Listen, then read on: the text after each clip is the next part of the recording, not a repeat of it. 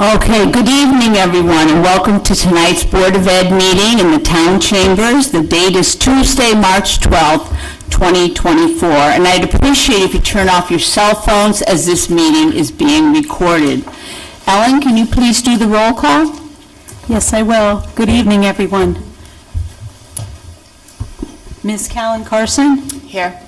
Mr. Carey? Present. Mrs. DeRoberts? Here. Ms. Hernandez-Williams? Here. Mr. Riley? Here. Ms. Walters? Present. Mr. Weiner? Here. Vice Chair Mr. Lacavoli? Here. Chairperson Mrs. Granato? Present. And Weathersfield High School Student Representative Ms. Mary Dunn? Here. All present. Thank you, Ellen.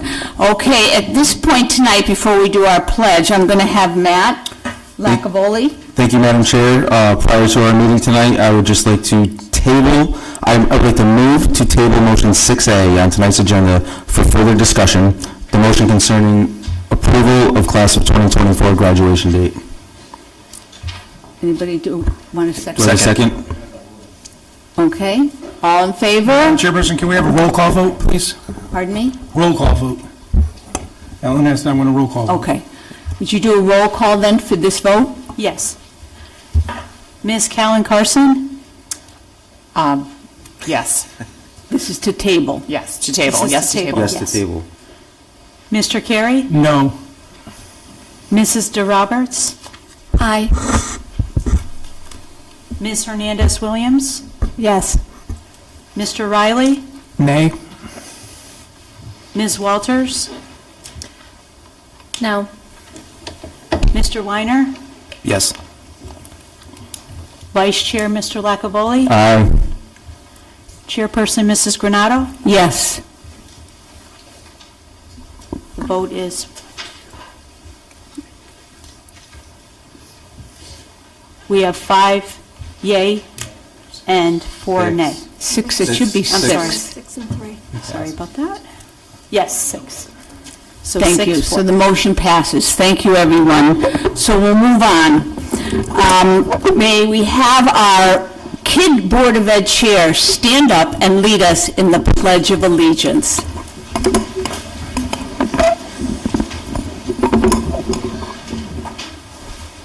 I pledge allegiance to the flag of the United States of America and to the republic for which stands one nation, under God, indivisible, with liberty and justice for all.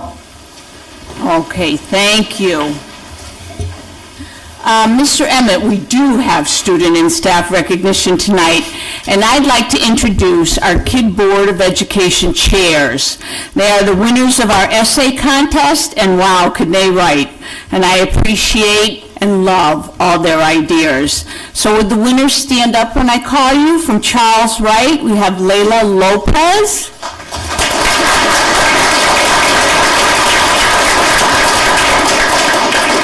From Webb School, we have Emma Allen Priestley. Did I say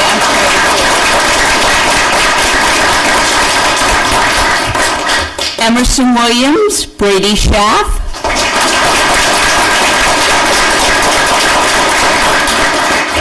In Highcrest School, we have Waylon Smith.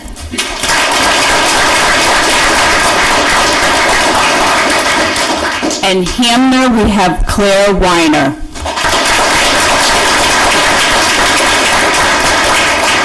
Okay, our winners had a photo op earlier today sitting up here in their chairs, and each one will now return to be Kid Chair at a Board of Ed meeting. They'll be sitting right here next to me and reading their Kid Chair essay. So how about a round of applause again for our winners?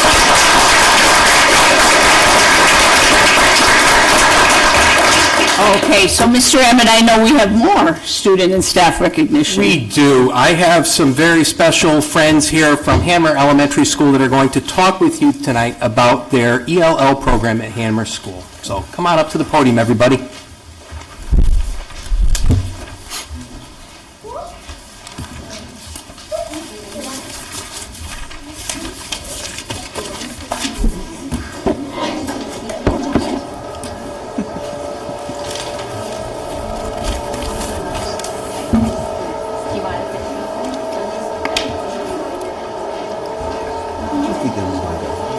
Who's going to go?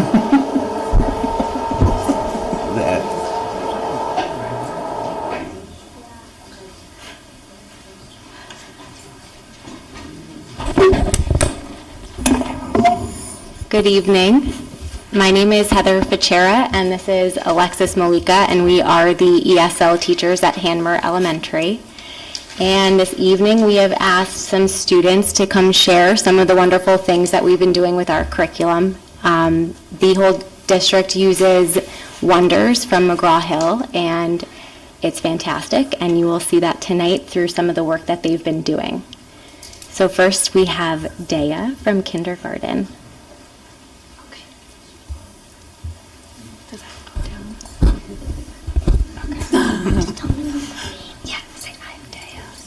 I am Dea. What grade are you in?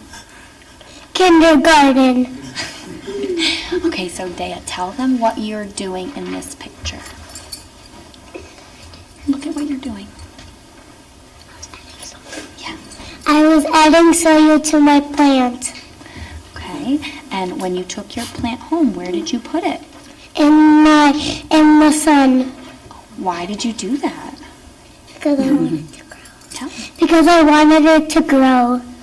And what else did you learn that plants need to grow? What are you doing to it every day? Yeah, tell me. I water my plant every day. Okay, good job, Dea.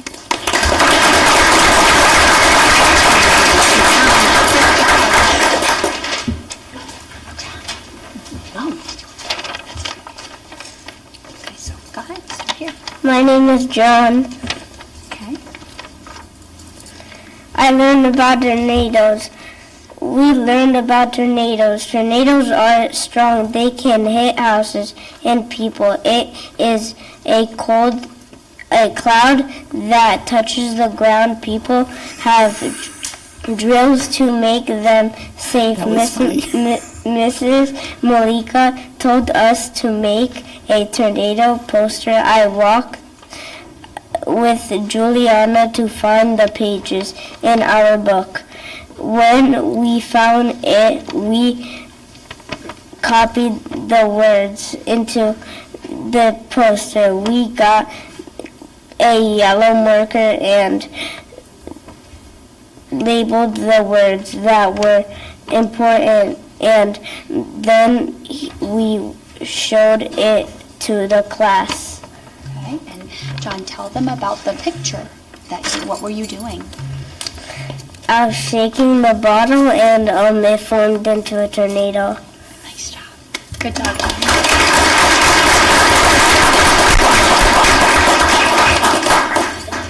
Okay, so we have Muhammad here. There's no slide for him, but he really wanted to share what we did on Friday. We were learning about where food comes from, not just the grocery store, but how you take ingredients from farms that grow and you turn them into something else. So Muhammad, can you tell them what we made in our classroom? Yeah. Go ahead. I make a lemonade. And how did you make lemonade? Can you tell them? Yeah. What did you do first? Squeezed. I squeezed a lemon. And then what? Poured. Poured the water. Yeah. I poured the water. And then what did we do? Sugar. Sugar.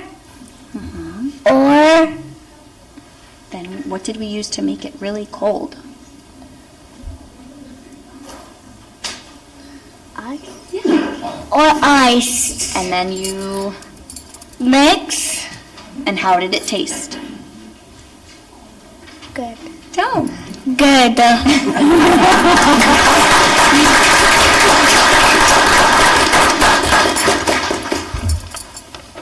Oil spills. Tell 'em your name.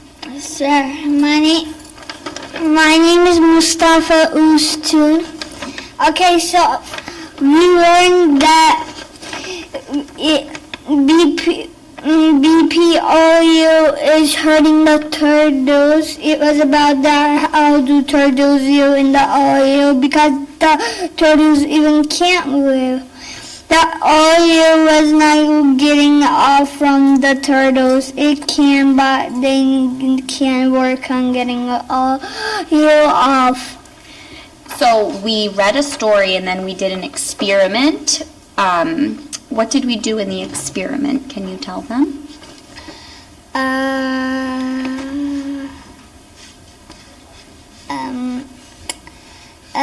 Okay, so we took a little feeder and we put gloves on so we could not get the oil on our heads. And then we took the feeder and put it in the oil. Then we put soap and tried to scrub it off, but it didn't really work. In the story, the BP oil spill in Mexico and did a lot of damage to the animals. The animals couldn't eat, swim, or fly well. The people had to scrub and scrub just like we did in class. We learned it was very hard to help the animals because the oil stuck into their body and took hours or days to get off.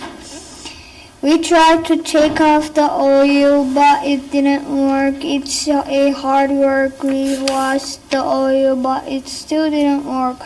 It can, but it needs a lot of work. We know that the oil hurts turtles and ducks because they can't swim or fly.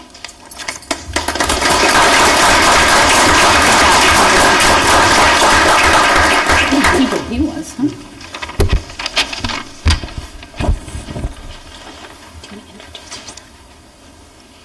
So next, we have Amber Duro from 4th grade, and she's going to read about Elizabeth Cady Stanton and how women got the right to vote. Elizabeth Cady Stanton crossed out all the laws she opposed in her father's law book. She wanted women to have the right to vote. Elizabeth Cady Stanton wrote a proclamation that was called the Declaration of Rights and Sentiments. It stated that women should be able to vote and have the same rights as men. After a while, Elizabeth presented the document in 1948 at America's First Women's Rights Convention in Seneca Falls, New York.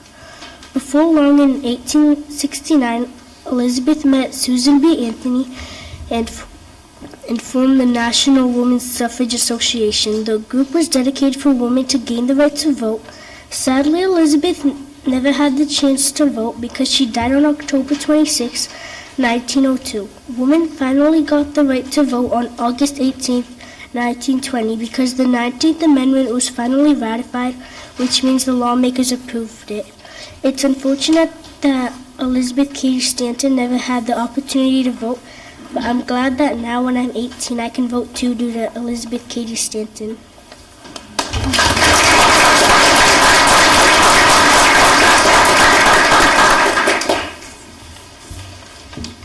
All right. Next, we have Mohammed, who is going to talk about the rock cycle. So in 5th grade, we learned all about the rock cycle, and to make it a little more hands-on, we did a science experiment using a Snickers bar. So he's going to read a little bit about how we did that.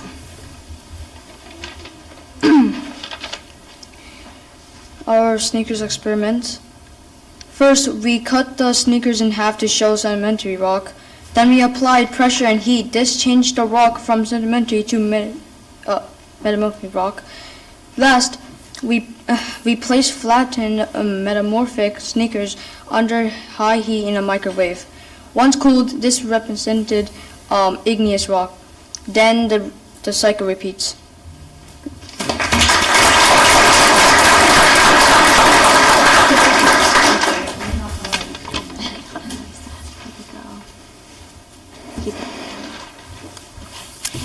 Do you want to introduce yourself? No. Okay. Next, we have Elisa from 6th grade, and she is going to read about Marianne Anderson. Mary Anderson was an African-American singer who faced a lot of racism. She was born on February 27, 1897.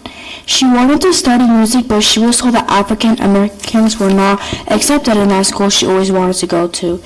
She was stunned. Marian did not give up. She tried to sing in New York City, but she wasn't successful because she was black and people would not go to see her sing. In 1930, she left America because of discrimination and went to Europe hoping people would accept her and hoping that they would give her a chance. People in Europe liked her. She decided to come back to the United States.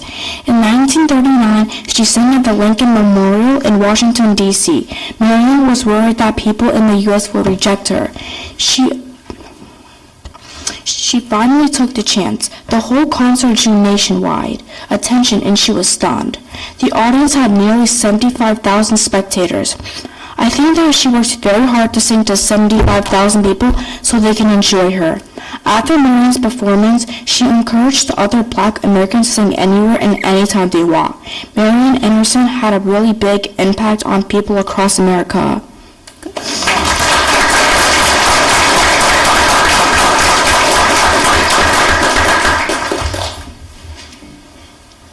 Thank you.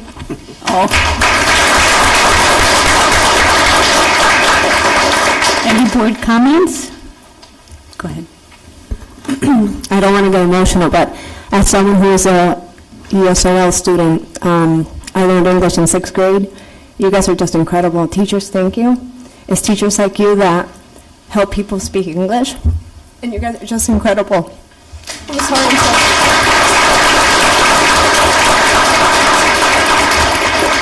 Anyone else with a comment? Well, I'd just like to say thank you for bringing the students here tonight. It was awesome to see them reading so beautifully, so fluently, as we always work towards. So thank you all very much. Thank you.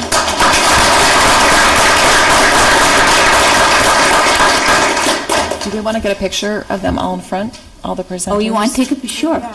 You? Do parents want to? Okay, thank you. Oh, we have someone. Would you guys come on up and take your picture? This is paparazzi night here. Oh, we just turned.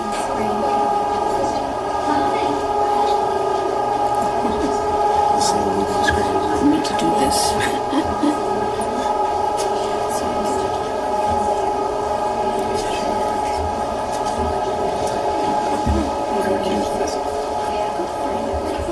I would love to read and write 2 languages and speak it fluently. Oh, my God.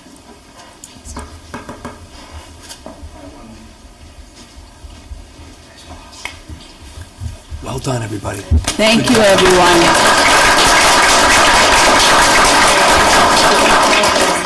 Okay, thank you all again. Okay, next on tonight's agenda is the approval of the minutes for our regular Board of Ed meeting on February 27th, 2024. Are there any corrections? Yep. I found a few errors. On page 8 of the minutes, there's, they're still talking about WEC. It says Mrs. Destoli also noted WPS is looking to the state to make consistent waiver requirements statewide, and that WPS will be looking to make the September, and that's where the sentence ends. So it should be September 1st, age cutoff date more firm. And then the bottom of the same page with correct counsel, it says that the liaison to the state legislature is Emily Zell, and that is actually Zambrello. On page 9, it says I attended the Charles Wright PTO meeting on February 24th. That was actually January 24th. And I meant to check this before, but on page 10, I think teacher Vic Sotero's name is spelt incorrectly. I think that's should be S-I. And that was all.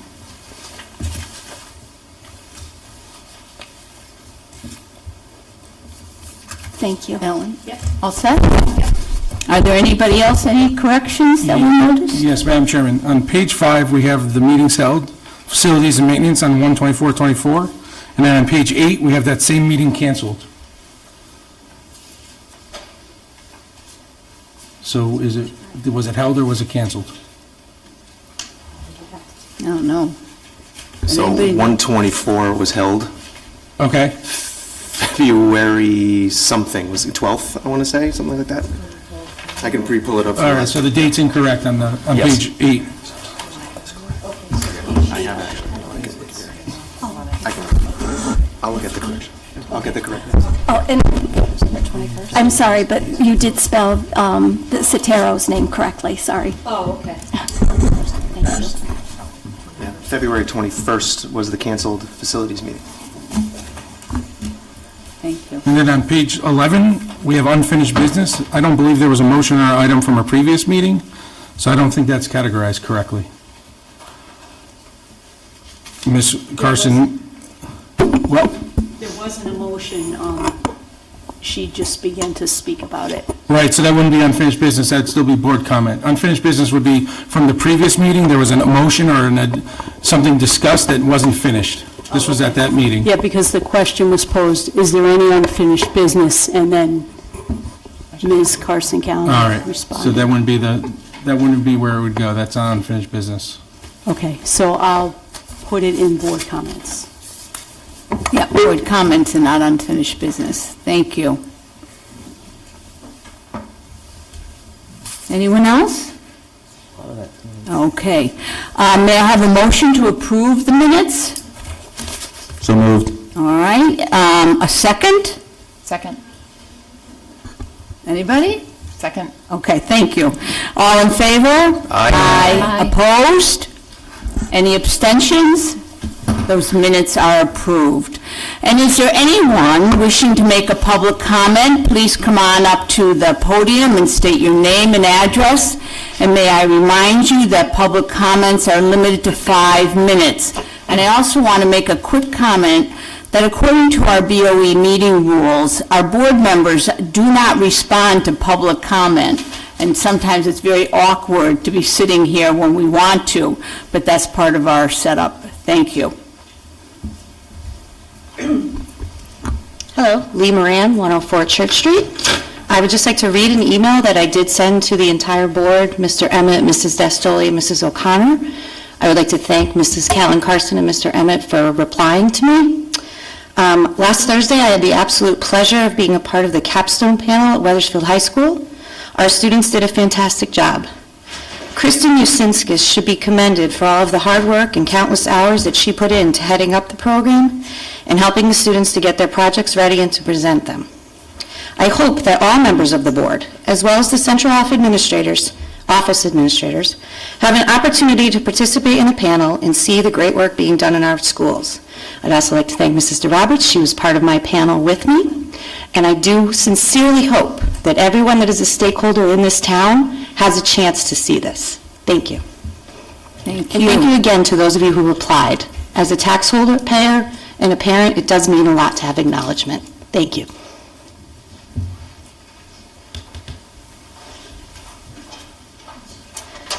Good evening. My name is Carrie Hill. I'm a parent of a web preschooler and 2 students at Highcrest. I am here tonight because I wanted to hear about the budget presentation for next year, to learn about our response to the change in the kindergarten age information, and to speak in support of our wonderful math interventionist positions. Last week, I had the pleasure of attending the community budget meeting that Chairperson Bobby Granado and Mayor Lesser had for us, and we had what I thought was a wonderful conversation, and I just wanted to piggyback off of some of those ideas and speak to the need that our schools have for these key positions. To some people, this looks like a number on a budget sheet, but to the individual school communities, these staff members are vital instructors for our students.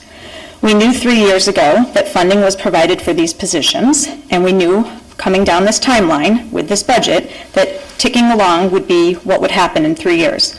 What I think we failed to say was, hey, what are these people doing to the everyday parents and community members?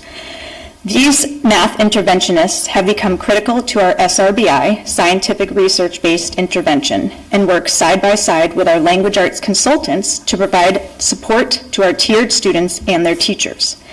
It was reported in August of '23 by the Connecticut State Department of Education newsletter that our performance index trends showed improvement in our math scores across the state due to factors that contribute to academic growth. Those factors include climate, culture, sorry, I'm nervous for some reason tonight, social emotional supports, targeted and focused improvements of curriculum and instruction, and data-based decision-making.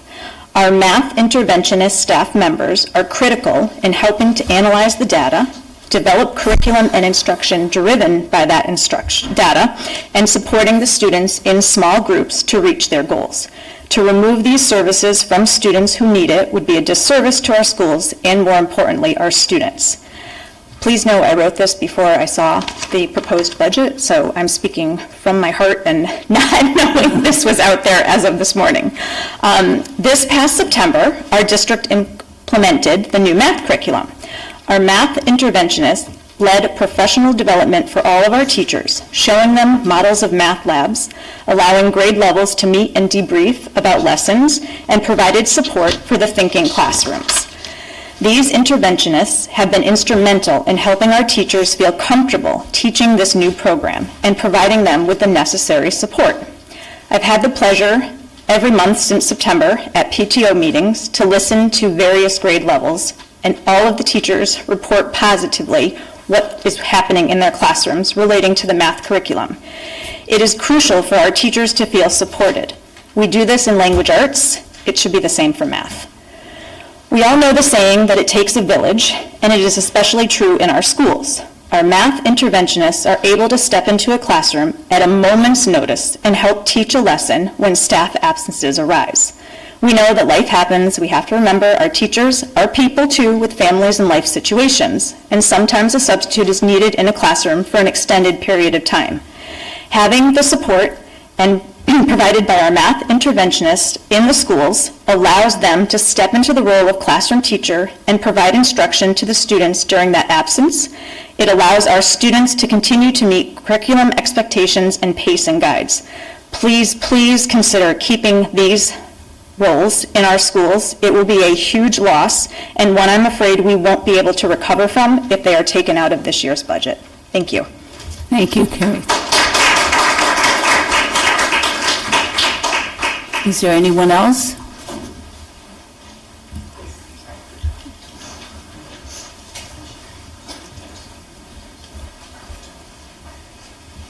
Hi, good evening. My name is Liz Prunier, 11 Road Circle. I have I'm speaking on behalf of the senior class and the graduation date, which I appreciate that you have tabled the motion, so I'm hoping that means there's going to be some more discussion about it. I have a senior this year and a graduate of the class of 2021. So this is my first Board of Ed meeting, so bear with me while I read my email in. I did appreciate the response, Mrs. Granato, yesterday, but I emailed the group to express concern for a Wednesday graduation date. As you know, the Safe Grad Committee hosts a party for all the graduates at WHS that runs to 2 a.m. This event takes an immense amount of planning and, most importantly, parent volunteers to help set up, staff, and clean up. A weekday graduation would put a huge strain on the volunteer pool to make this party a success. Please consider setting graduation to be the Friday before the last day of school, as in the past, so we can ensure this group of kids who had half of their high school careers impacted due to COVID have a normal, fun, and most importantly, safe graduation. And I just want to mention that I feel like the parents that would participate in this, we're asking senior parents, so we'll be there, but we also need junior parents' help. And to ask those folks to work until 2 a.m., take a Thursday off to clean up the school. I think school would be the next day, is the expectation that everything would be cleaned out and turned over by 7 a.m. for Thursday, last day of school. These are just questions I have. Are the vendors that are on standby, are they holding a Wednesday? Will they be available? I don't know the answers to this. I'm not on the committee. I'm just a senior parent concerned for these things.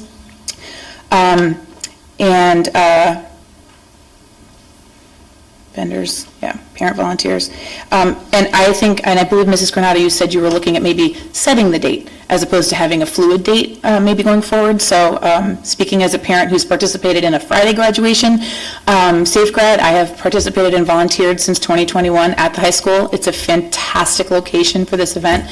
The kids come in, they're not able to, they're able to wander around in the dark. They have lights and massages and chair massages. It's a really amazing event, but it's a huge number of volunteers, almost 100 volunteers that have to do this. And I do know that they clean up into Saturday in the last few years. But again, huge number of volunteers, all parents, all, connected, but, maybe not with the senior. We definitely need the junior parents. So we senior parents can be at the Cove, which is also a great location for Safe Grad. So appreciate the consideration to not having it on a weekday and having it the Friday before the last day of school.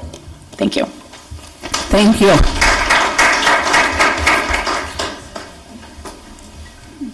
Okay, anyone else?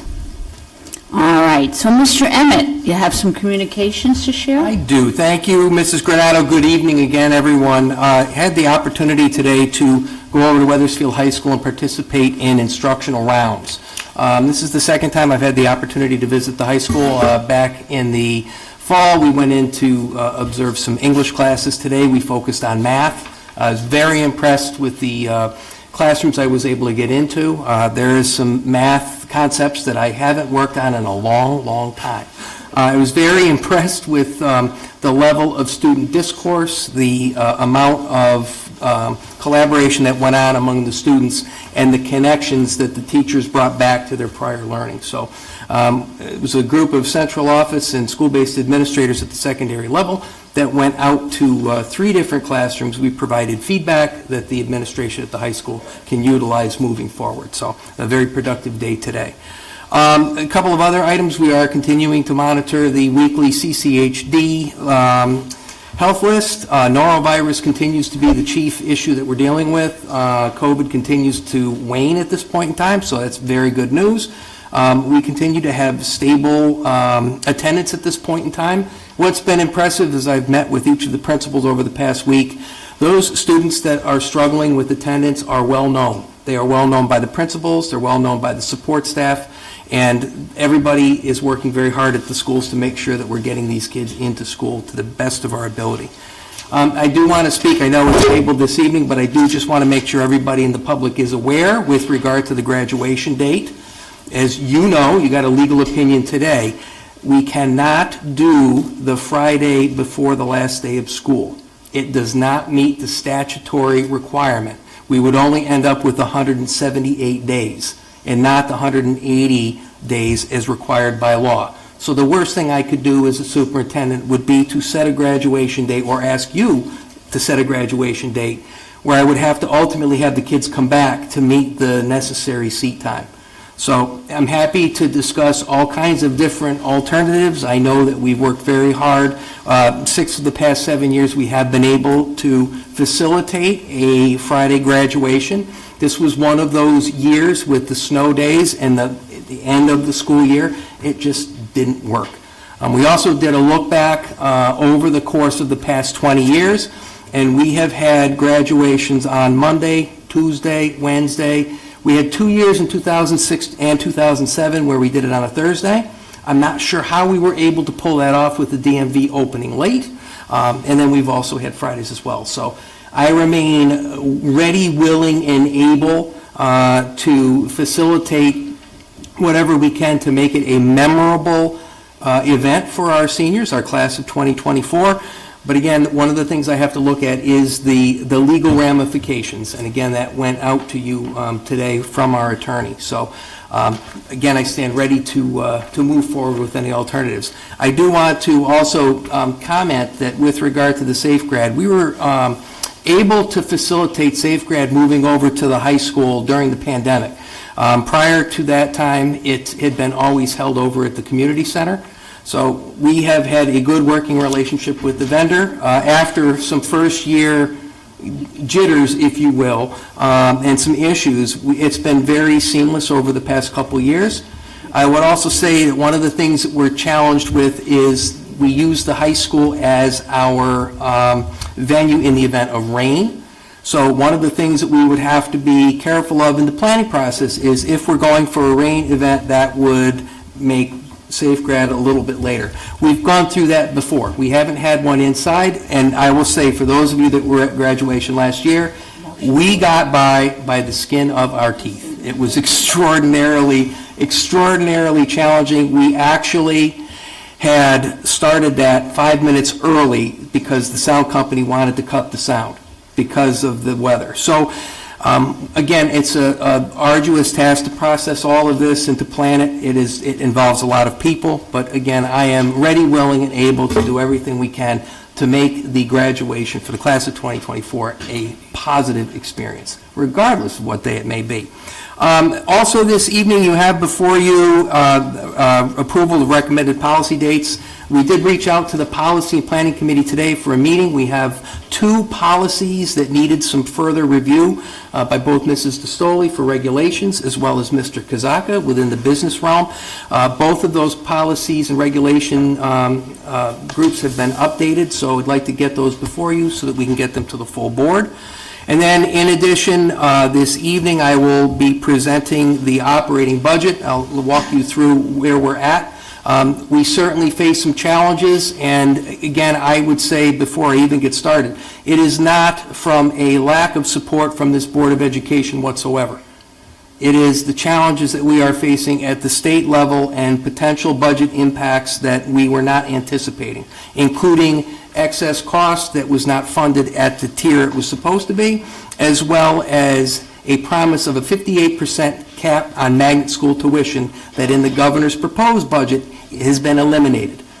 Those 2 items alone account for almost the entire 7 math interventionists. So there are some major impacts here at the state level this time around. So look forward to be in front of you shortly for that presentation. And with that, that's communications this evening.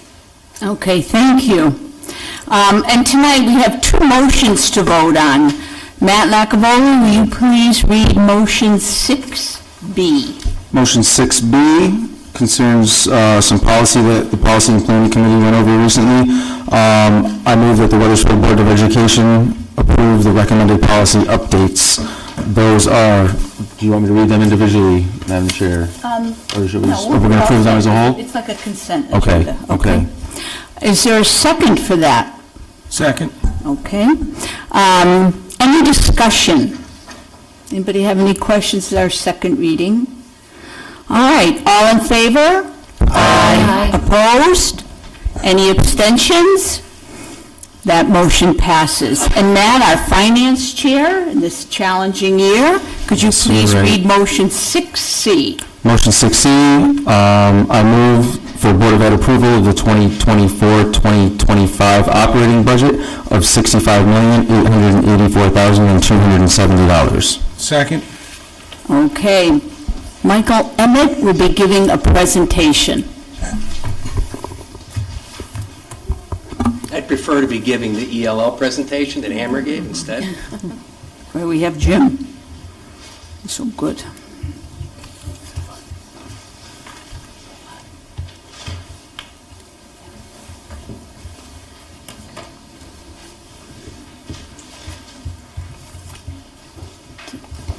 Thank you. Thank you. I got mine.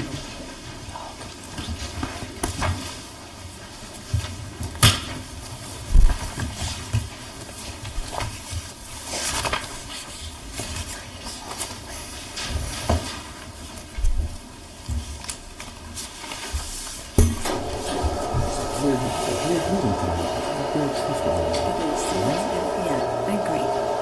It's funny vibes.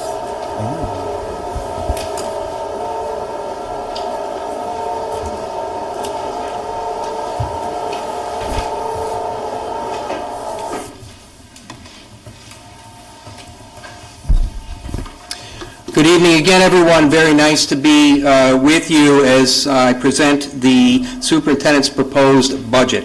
I'd like to first walk you through the process. We do have a picture there. It's supposed to have a picture, unfortunately, because we like to tell the story.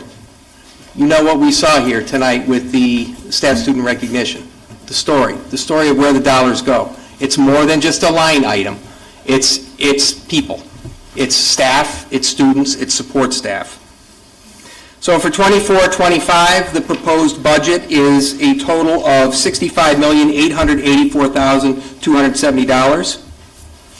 The amount of the increase is $4,021,104. That's a percentage increase of 6.5% over the original operating budget this year, okay? So we want to walk you through the process and the revision. We went through a total of 3 budget workshops on February 3rd, February 10th, and again on February 24th. My initial request of the Board of Education called for a 6.45% increase that maintained all 7 of our math interventionists. It added a preschool section, including a teacher, preschool teacher, an additional speech pathologist, and 3 paraeducators. And with our ESS contract ending, with the elimination of the grants, we've spent them out. We were also looking to add an additional social work position at the elementary level to cover that gap. On February 10th, at that budget workshop on Saturday held over at the Stillman Building, we were forced to revise the budget for the following. First, the magnet tuition cap. We pay tuition for every student in Wethersfield that goes out to a magnet school. And we were told by the legislature that this coming year, we would have a 58% cap on magnet school tuition. On February 7th, when Governor Lamont proposed his adjusted budget for the next year of the biennium, he eliminated that 58% cap. For Wethersfield Public Schools, that is a $414,000 hit that we must absorb in next year's budget. In addition to that, we must deal with the issue of excess cost reimbursement. Let me explain what that is. Excess cost is a reimbursement that a district gets for special education costs that exceed 4.5 times the per pupil expenditure. The state last year enacted a tiered approach. So you got one of 3 tiers: 85% reimbursement, 88% reimbursement, or 91% reimbursement. We were in the 88% reimbursement range. This year alone, we got far less than 88%. We got a reimbursement rate of 70.5%. That took us this year alone, this current budget, as I mentioned at the budget workshops, we were $50,000 under budget in January to going to $350,000 over budget this year. One of the things we were able to do to balance this year's budget was we got an allocation for our open choice students for special education supports, and that offset that loss. But to fund next year's budget at that 88% when we know full well that the state underfunded that budget line would not be a viable thing to do. That excess cost estimate right now is approximately $378,000. That's $378,000 more that we had to add back into the budget. That raised that budget increase of 6.45 up to 7.73%. The Board of Ed was tasked us with identifying $763,940 in reductions for a final 6.5% proposal. And these are what ultimately has to come out.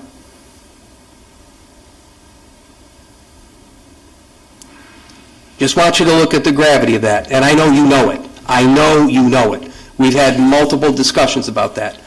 I will also tell you that unlike any prior year, I've seen more Board of Ed members reach out to state-level representatives, whether it be Janice, Bobby, and I going up to the state capitol for the CREC legislative breakfast, Chuck heading up to the Cave Day on the Hill tomorrow, or myself heading to the Appropriations Committee, or actually submitting written testimony to the Education Committee, requesting and demanding that the state of education, the state of Connecticut, Department of Education, and the legislature do what they said they were going to do and fully fund education.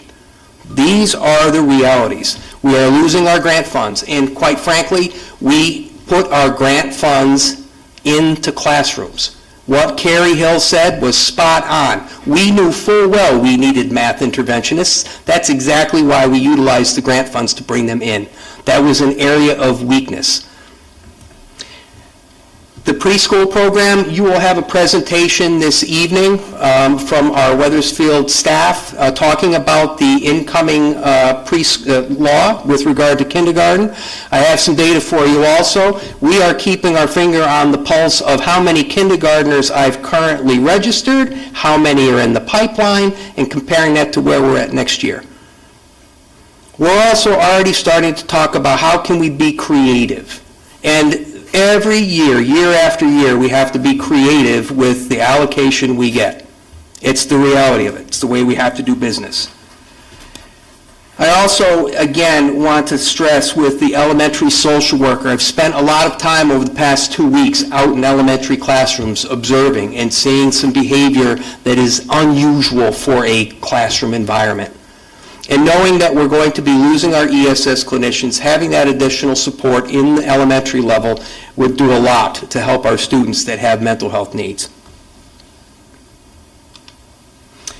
So the increase by major object, as is the case every year, the bulk of our budget increase rests with people. It's salaries, it's contractual obligations, and it's also health insurance and benefits. One of the things that I want you to notice here, the other purchase services, that's where that magnet school tuition and the excess costs lie. That's a large chunk of that $1.548 million. And again, the other piece with benefits, I do want to make it known that with regard to the health insurance, we are carrying a 12% increase on health insurance for next year. According to what we understand from our insurance broker, the number is somewhere between 6.5 and 7. Again, that's always subject to change. We may see that change further later on in the spring. Right now, as I'm speaking to you this evening, we continue to carry a 12% increase.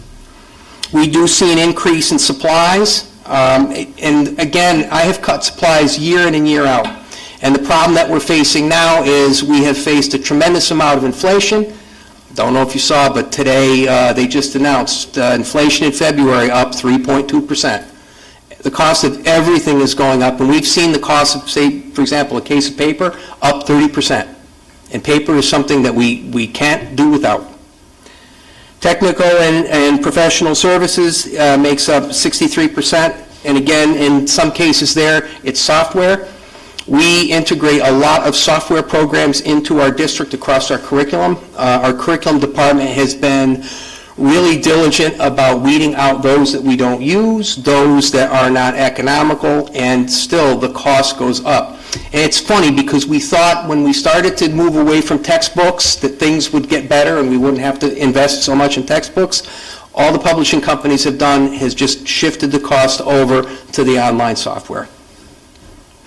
And again, with purchase property services and miscellaneous, those are minor increases that are essentially related to inflationary costs. Just want to show you this item. And again, I'm glad to see that the picture's on this. For those of you that might have seen it, this is the Mystery of Edwin Drood. I was able to sneak in for dress rehearsal last week, so this was one of their numbers. And again, the dollars that we invest, there it is right there. So you can see over the course of time, we've had peaks and valleys. We've had several years where we've had numbers in the between 3 and 4. We've also had several years where we didn't have even a 1% increase in our operating budget. I do also want to make mention of the district high need students. These are EL or multilingual. That moniker is starting to change. Free and reduced lunch, and then students that have an IEP.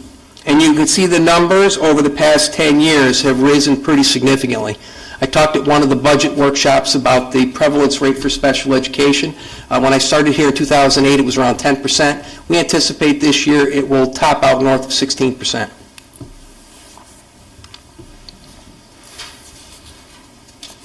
Our salaries overall increasing 3.84%. That makes up almost 39% of the total budget increase. Teacher salaries are increasing 4.18%. And again, I want to make it clear with regard to the math interventionists, that would result in bumping. So math interventionists would ultimately end up going into a classroom, and someone with less seniority would end up getting bumped out. So we have to take that into account as well. Benefits increasing 5.74%. That represents almost 16% of the budget increase. Again, as I mentioned earlier, we are carrying a 12% premium increase. We are still waiting on pension and OPEB contribution numbers from the town. It is not unusual that we wouldn't have them at this time. We typically will get them later on in the spring as the town gets closer to presenting its budget in April. Again, you'll notice the purchase services, 20.76%. That is the excess cost, and that is the magnet school tuition. And it's also interesting to note, without the excess cost reimbursement and magnet tuition cap adjustments, the year-over-year increase would be 10.14%. We have a net increase due to additional magnet school enrollments, about 30 students, and projected special education tuition and transportation costs. I will tell you, when it comes to transportation, we have done a great job of building programs within to keep our kids in district. From a transportation standpoint, we try very hard to ride share. So if I have students that are going out to an out-of-district placement, if I have another district that also is sending students, we work to try and share the ride and reduce the cost. And again, supplies, I mentioned this earlier. We have constantly cut supplies. It's one of the easy things to cut, but we don't have anywhere else to cut. I do want to let you know also, for those of you that remember last year's budget presentation, we talked about desktops. One of the things we were able to do this year was utilize grant funds to be able to cover the cost of the rest of the desktops. So you do not see a budget item in here requesting any desktops.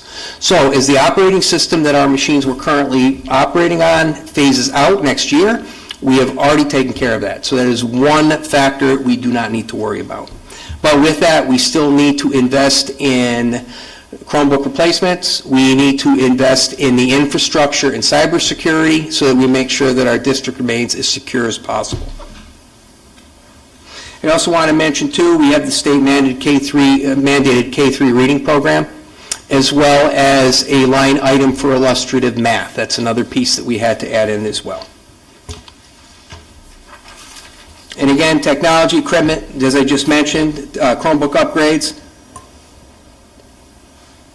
vendor inflationary price adjustments. I'll give you an example, Munis, which is our financial system that we utilize both here on the board side as well as the town side. The cost of Munis is rising 5% for next year. So the timeline as it goes, we had a Board of Education budget workshop February 3rd, February 10th, and February 24th. The proposed budget comes before you for action this evening on March 12th. Once the board has approved the operating budget, Matt and I will take to the task of forwarding it to the town. It must go to the town no later than March 15th by charter. I've got my invite already to go and present before town council on March 18th. So next Monday we'll meet with council. We have the townwide budget hearing on Monday, April 15th, 2024. And then no later by charter than May 15th, 2024, the town shall allocate the Board of Education's budget. Once that allocation is provided by the town, we will come back together again in the event of any further reductions and talk about how we would address those reductions. And again, I want to reiterate that I think the number here is a robust number. I'm not naive to that. You have supported it, and I think you clearly understand that this number represents a need. However, without additional help from the state, it is going to impact us. There's no two ways about it. And with that, I'm ready for questions, if there are any. Okay. Thank you, Michael. Anybody with a question? I think we've gone over it and over it.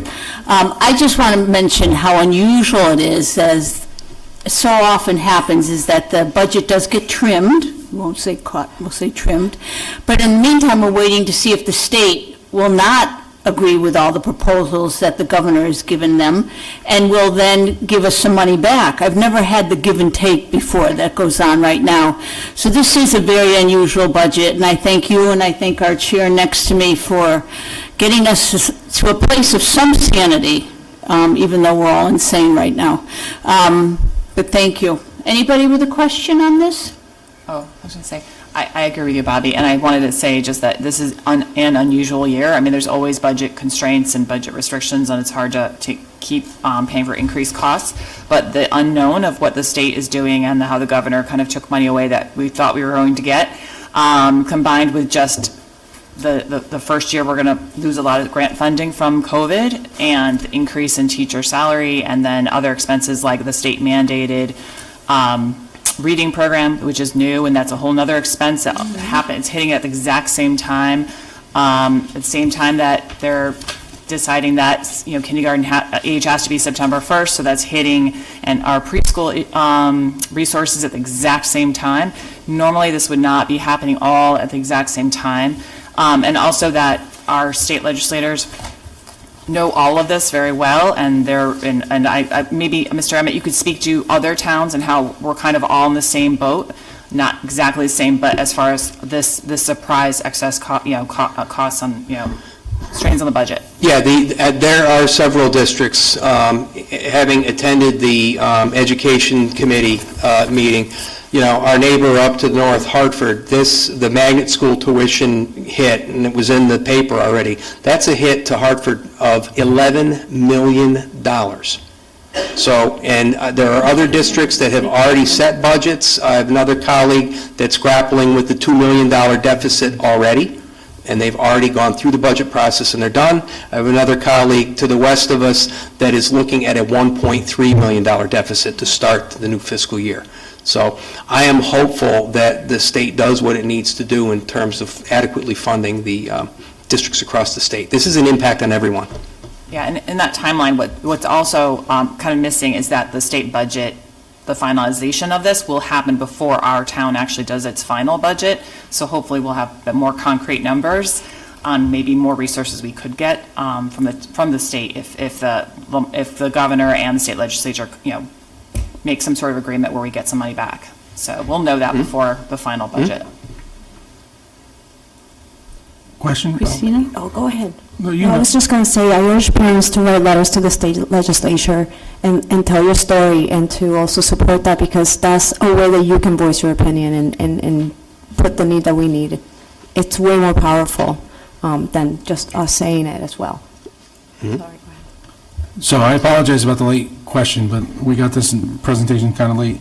And this might be more for Matt, but in our binder, teacher salaries increases is 1.9 million. And in your presentation, you're saying it's 1.2 million. So how did it go down from the binder, which I would think it would have went up because we moved the math interventionists into our budget and took out lower paying teachers? And again, I apologize. I didn't have all that much time to analyze all this. You're looking at the previous binder, though. We haven't released the revised with the 6.5. Right, but in his presentation, it shows 1.2 million increase for teacher salaries, and in the binder, it shows 1.9 million. Which binder are you referring to? The one you gave us in February. Right, it would be a change now because we had to reduce. We put in the interventionists at the projected salary for next year, but now we have to reduce at a lower salary due to bumping. We'll work on, I'll get you the numbers, but you're looking at an old document. No, I understand, but it shouldn't go down 600,000 is my point, because we moved in the interventionist into the... We're taking out the interventionist, all the pre-K positions, and the elementary social worker. Okay. Thank you. So you're looking at 220 on the pre-K, another 76 on the social worker, and I think it's 460 on the interventionist. Okay. Thank you. Okay, anyone else? Hi. I thought with that, Matt, what you just explained, I thought it wasn't a flat-out reduction of $750 for the interventionist. I thought it was an offset of what it would take for the bumping of the lower tenured teachers for the other. So I didn't think that it was a full $750 coming out. Am I wrong? It's not. It's like, the interventionist is 6 positions at 60K and then 1 position at 100K. It's 460 on the interventionists. Okay. But going in, they were at about 7.25. Okay, thank you. Don't go far, Matt. Okay, we all set? All right, so we'll move on, and we'll have a vote. Okay, all in favor? Aye. Aye.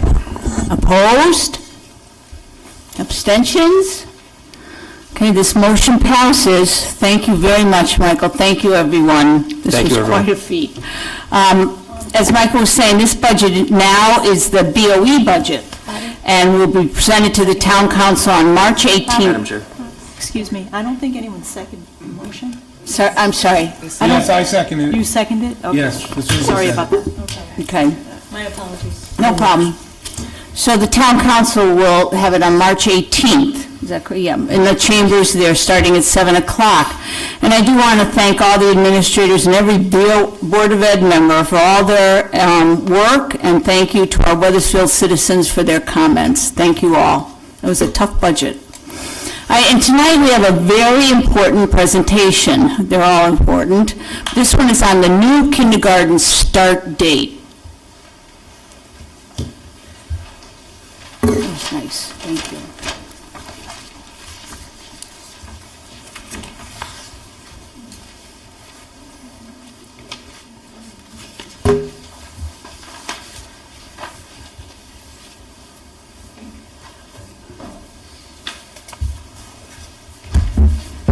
Good evening, everyone. My name is Dawn Campbell. For those of you who don't know me, I am the instructional supervisor for elementary curriculum. Tonight I'm here with Liz Friedis and Kim Bobbin to talk to you about the newly legislated kindergarten starting age for this year. This past fall, a new law was passed, can't read my own handwriting tonight, that changed the age cutoff for incoming kindergarten students for the 24-25 school year. Before this change, students needed to turn 5 as of January 1st of the school year they were entering. We kind of took a look at things we needed to map things out visually to try to figure out where kids fell and about how many kids that would mean for us here in Weathersfield. And looking historically over the past few years, we're estimating between 60 and 70 students have birthdays that fall in those BER months. So September, October, November, and December, where they would have previously been starting school as early as 4 years and 8 months old. Now they will need to be 5 prior to that. That 60 to 70 students are students who just found out as early as yesterday, and in some cases, November, when we first learned about this, and they need a plan, parents need a plan for what to do and how to move forward with their children for this coming school year. The reason for the change is many things. We are one of the last states to make this change. Connecticut, up until now, was one of only 5 United States to allow students to begin kindergarten as early as 4 years and 8 months. Most have at least a September 1st. Some go into October. Another reason for this change is that research indicates that children who are older when they start kindergarten have a measurable advantage compared to their younger classmates in the long term. They have higher test scores later in their academic careers and are more likely to attend college and are less likely to spend time in juvenile justice systems. Conversely, students who start younger are also more likely to be diagnosed with learning disabilities and ADHD, according to research published by the National Bureau of Economic Research. There are lots of reasons, and I think if you asked any kindergarten teacher, they would tell you that there is a noticeable difference throughout the school year between a student starting school at 4 years old and a student starting school at 5 years old. The biggest question that everyone has is, are there exceptions, and can my child start early? The state law does provide for exceptions. This is a change in the process that has been held in the past. In the past, families would need to, if they wanted their child to start kindergarten early, would need to approach the Board of Education with that request, and it was up to the board to make that decision. This new law provides that families need to submit in writing to building principal that their child, at the school where their child would be attending, a written request to have their child considered for exemption from this law and early admittance to kindergarten. The law also requires that said school principal conducts a screening assessment to determine whether or not the student is considered developmentally ready for kindergarten. Unfortunately, the state decided to leave all of the decision-making around what that assessment would look like and what it needed to entail and when it needed to be provided up to individual districts. So you will hear across the state lots of different things happening in towns all over. We've attended multiple sessions with other towns, thinking about and planning out some of the options that we have moving forward. And we in Wethersfield took a kind of a proactive approach and started planning those screenings and what that would look like early. There were some towns that waited and had to scramble to get that done. So I feel like we were a little bit ahead of the game and a little more prepared. Wethersfield supports the change in the kindergarten entrance age. Given the academic and social expectations of kindergarten, it's important that students are developmentally ready to start the year. So in order to be admitted to kindergarten early, a student would need to demonstrate fall kindergarten skills in numeracy, literacy, social, and language assessments. Once a parent submits the written request to the principal, that principal will reach out with a scheduled screening date. I understand that some families were very excited and reached out extremely early this year with their requests, and they've been waiting to hear about scheduling those appointments. And because of the nature of our screening, we want to experience some social interactions with students. So we were waiting to gather a group or some groups of students in each building. Now that we seem to have some of that, principals are starting to schedule those appointments with families now. So if you have submitted a screening request, you should expect to hear from your child's potential building principal very soon with a date.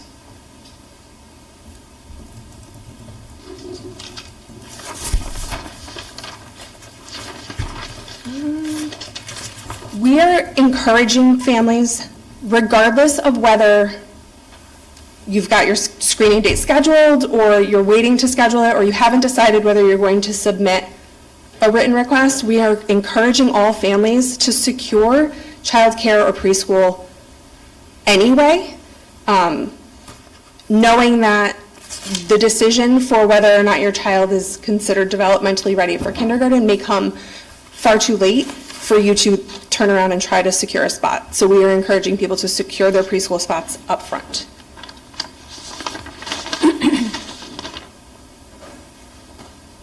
We will be conducting these assessments up until May 30th. However, we will not be conducting them over the summer. So we would like all families to get those requests in as early as possible so that we can get those started and finished and decisions to you before the end of the school year. And then the big question is, what's going to happen to preschool because of this change? So not only is there impact to our kindergarten classrooms, but there's also a significant impact to preschool.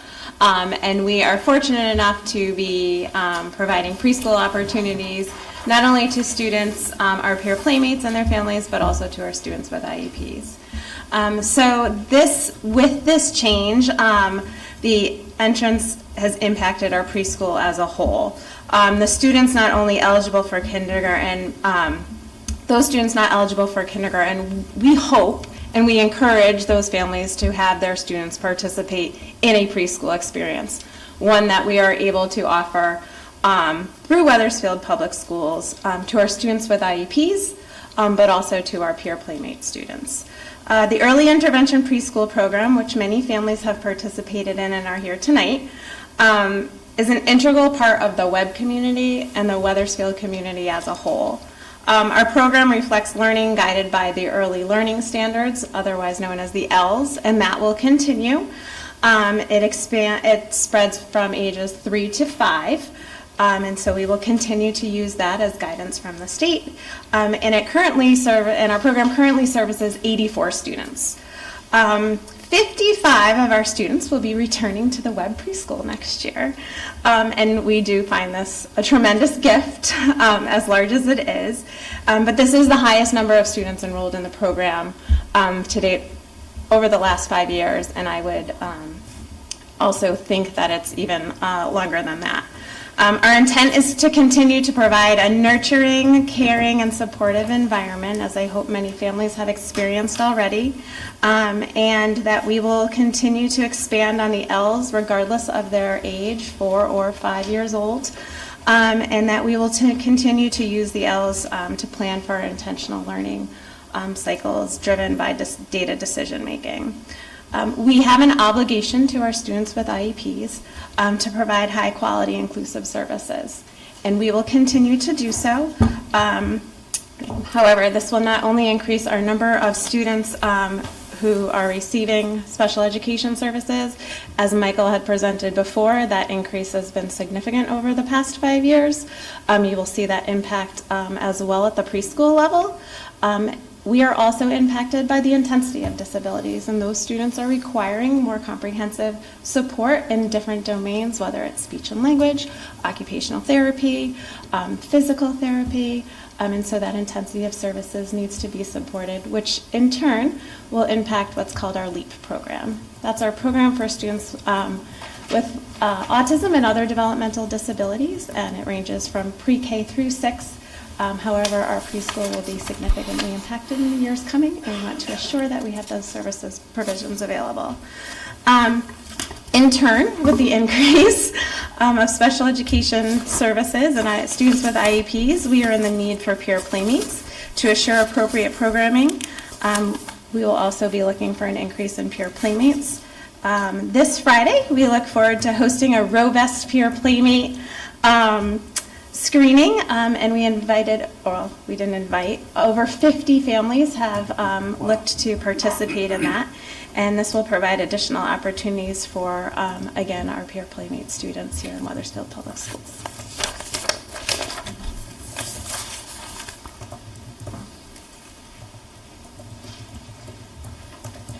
Good evening. My name is Kim Bob, and I'm Family and Early Childhood Coordinator for Wethersfield Public Schools in the town of Wethersfield, and I'm here to talk a little bit about the impact to the community, so not just to our schools.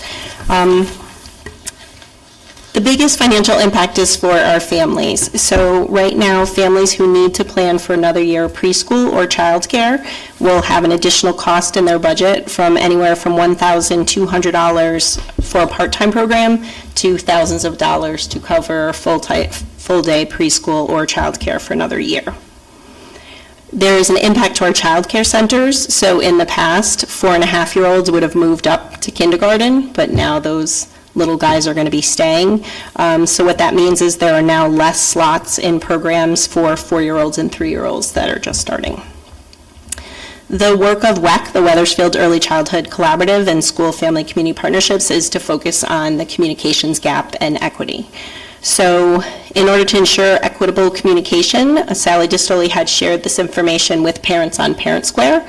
So Parent Square is available in over 100 languages and reaches 4,100 parents. We then ask those parents, please share, right? So the kindergarten age is changing. Please share this with your friends, family, and neighbors. We've been very focused on getting the word out. Jessica Coelho, the Weathersfield Early Childhood Collaborative Program Coordinator, did a mailing to all preschool providers, to centers and family home care providers to let them know about the change, and we've been communicating with them.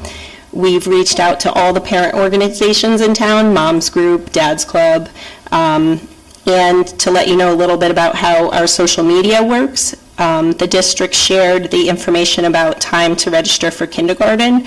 WEC shared it on Facebook. It was shared by 16 of our partners, and the reach was almost 3,000 people from one post.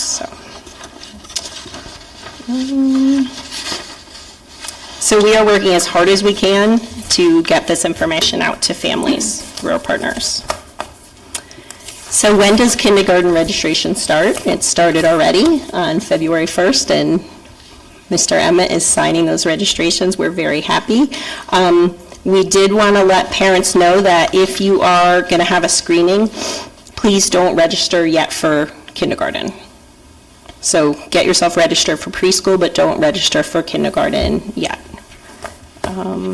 We would like to encourage families to register as soon as possible, and not just online, but get all of your paperwork in as soon as possible, because there is a parent orientation that's going to happen in early May, and it also helps with budgeting and numbers if we know how many kids are coming.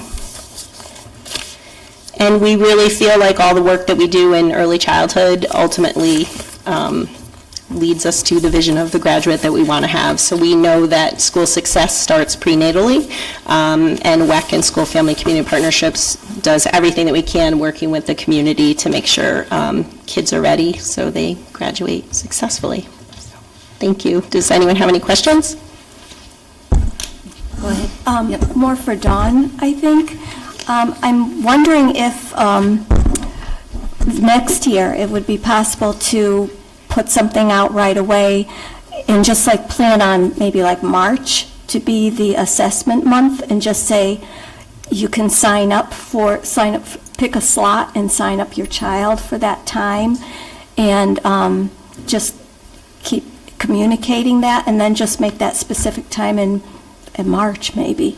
I'm just thinking of when I've had kindergarten visitations, and that's how we did it, and I'm wondering if this would be something that would be more easily managed. I think going forward, it's going to be a whole lot easier to pick a date, get the date out there, let people know when it's going to be. Not knowing what our assessment was going to look like and what our situation was going to be this year until we built it, we kind of had to muddle our way through this year. I think it will look a little more streamlined next year. I also think this year we've experienced a variety across all of the schools. There are schools that have 1 or 2 students who have requested, and only as late as the last week or so, and there are schools that have had 10 requests since before February 1st.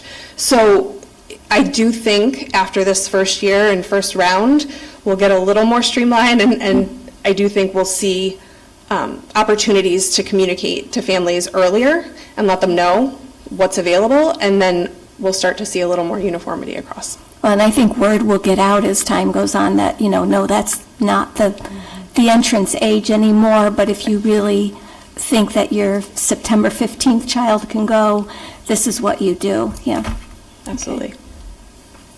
Christine, I appreciate that you're giving families time, and I do agree with Janice that time is going to be difficult if you have orientations May 1st and then you have waivers that are approved afterwards, but I do appreciate that families have that. Also, putting it on the website, maybe just like kindergarten registration, the waiver, just make it more easily accessible, and even sending it on Parent Square, even on a weekly basis until then, for the families that need to receive it. It's just a suggestion. Thank you. Madam Chair, a few questions. Could you provide the board with the research that you used to, when you said about ADHD, and could you provide us with that research? Sure. Question 1. Question 2, if there's 60 to 70 students in that gap that might not be attending kindergarten, in theory, shouldn't that alleviate at least one class? I mean, that's a lot of kids. So I know in other districts, because I'm out and about and talked a lot, there's a lot of concern that there could be 1 or 2 teachers that we're not going to need in kindergarten this year because of that gap that's occurred, that could then be used to essentially fill that preschool classroom that we're going to need, assuming they have the pre-KK certification. I mean, have we looked at those numbers? I mean, we got to be pretty close with 60 to 70. We only have 5 schools. It would be nice if they were all in one place. No, I understand. Or even 2, across the 5 schools. If you're looking at 12 students a school or 15 students a school, that could potentially be a class in one building. It could end up being, we don't have anywhere near 60, and it's, the Right. registration bounces up for our age-ready kids, and we end up with not a whole class low enough in order to consolidate. So we're looking at them, and we're constantly looking at registrations to. So, yeah, if I could, Dawn, as of March 7th, we have a total of 104 projected enrollments for kindergarten for 24-25, and I'll break it down by school. At Hanmer, I have 3 formally registered, I have 7 in the pipeline, I have 1 pre-K going to K. So the total that I have actually enrolled right now is 4. Charles Wright, I have 4 formally enrolled, signed, sealed, and delivered. I have 9 online apps. We have 3 coming from preschool up to K for Charles Wright, so the total enrolled right now is 7. Emerson Williams, I have 10 students formally registered, signed, sealed, and delivered. I have 8 that are in the pipeline with online apps. I have 9 coming up from pre-K, so a total of 19 enrolled. Highcrest, I have 7 that are officially registered. I have 14 online apps in the queue. We have 8 coming up from preschool. That's a total of 15 registered. And then Webb currently has 5 already registered, 8 that are in the pipeline with online apps, and then I have 8 that are moving from preschool into kindergarten. So that's where we are up through the 7th. I'll get an update from Suzanne Curtin later on this week, and I'll have that in the Friday update for you. Thank you. Can we include those in like every other Friday update so we can keep an eye on the enrollment of kindergarten? Yep, absolutely. And our total enrollment currently for kindergarten sits at, for the current year, as of February 9th, 2024, we are at a total of 254 students. So we're monitoring that carefully, because that obviously, you heard me talk about, being creative. That may be one way we can be creative to get that preschool, if we are able to reduce any sizes. Right now, it's too premature. But All right. it's a good point, Chuck. Thank Thanks. you. And my last follow-up, and I guess kind of against what was suggested, if we did like a March screening, it's a disadvantage for the students who are like November, December birthdays, as opposed to the September birthdays, because we all know every month counts at that age.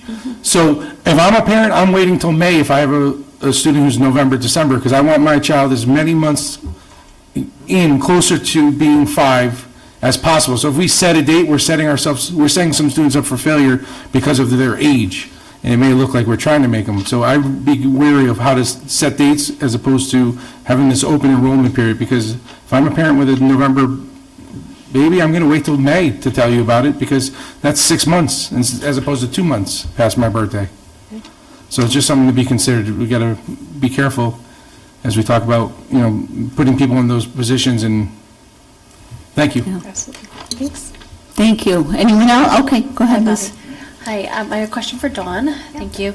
So how long does it take after each of the screenings, regardless of where they take place or what school, or how long does it take to get the results? So we've asked principals to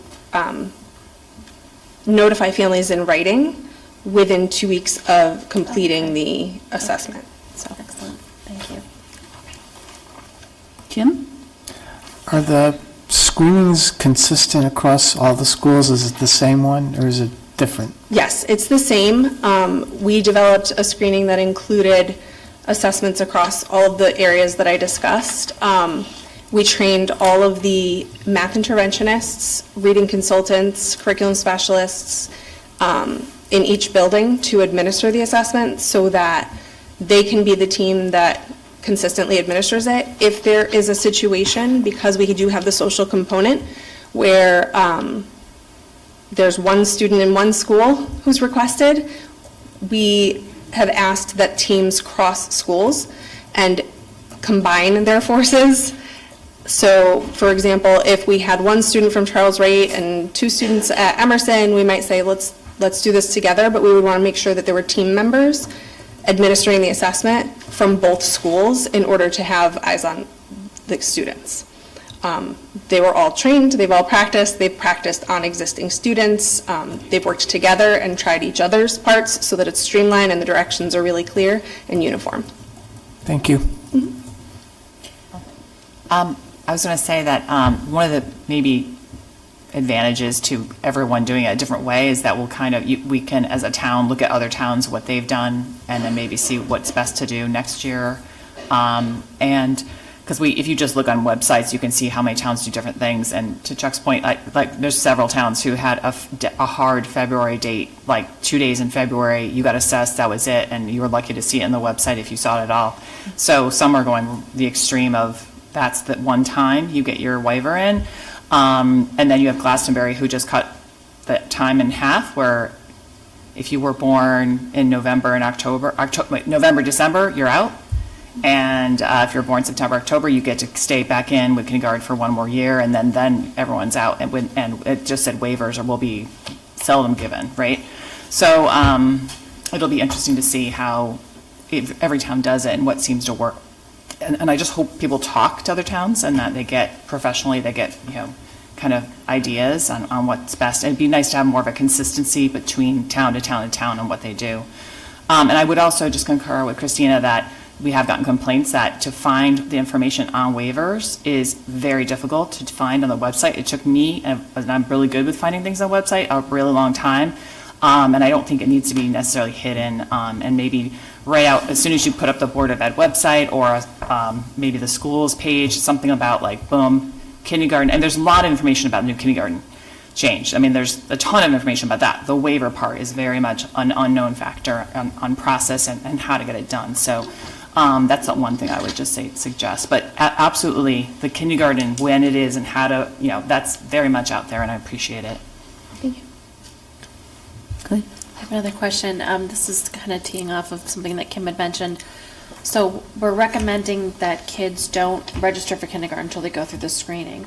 If they're going through the screening and putting their name in the hat for the town program, which I believe is limited, right? Is there any feedback loop so that, you would know what if they screened and they got into kindergarten, so therefore they wouldn't need the pre-K requesting spot, so this way? I'm not sure which program. Are you talking about our web pre-K? The web yeah. Oh, yeah. Yeah. We're talking all the time. So there is a recommendation in the communication from the principal that points families to speaking with Kim and Liz. Okay. But when you're making your decisions and it's kind of getting down to the wire, is there any cross-checking that's going on between those who've requested the preschool spots? Because what I'm hoping that doesn't happen is that names stay on that preschool request list, but yet they've already been waivered into kindergarten. So therefore, you could be opening up another spot. So the peer playmate lottery will be, we will have that after the peer playmate screening this Friday. Oh, okay. And then families will be notified within weeks if they have been selected out of the lottery for a peer playmate spot. Families that I don't have enough spaces for will be put on a waiting list. We also have open enrollment throughout the school year. So, a family might come up on the waiting list. They may have selected a different preschool program. And as the year goes on, if we don't have anybody on the waiting list, we'll take families as they call special services. Excellent. Thank you. Go ahead. And just more of a comment, I realize that preschool is a difficult issue with this change, but I'd like to say as a kindergarten teacher, or former kindergarten teacher, I'm really looking for the September 1 date to become more accepted and to see the number of waivers really begin to dwindle over the years.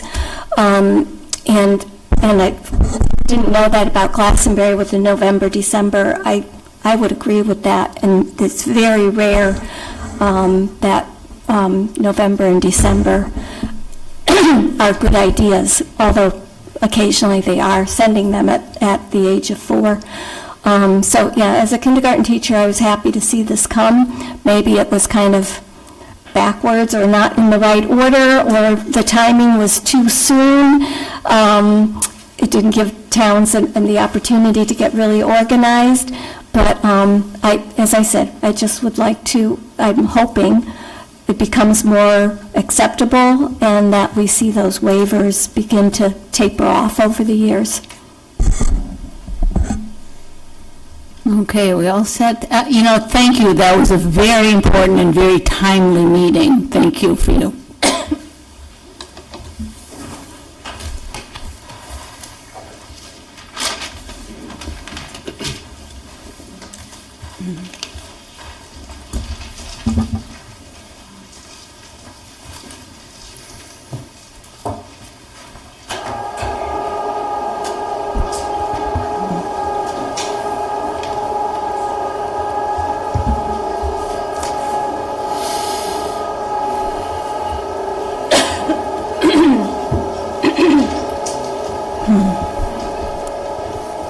Okay, so continuing our meeting, our Board of Ed meetings that have been held, we had a Facilities and Maintenance Committee. John, would Yes, you read to that? Thank you, Madam Chair. So we held a very important facilities meeting not too long ago, and again, the central conversation in this meeting is to talk about referendum for new schools or renovating our schools here in town.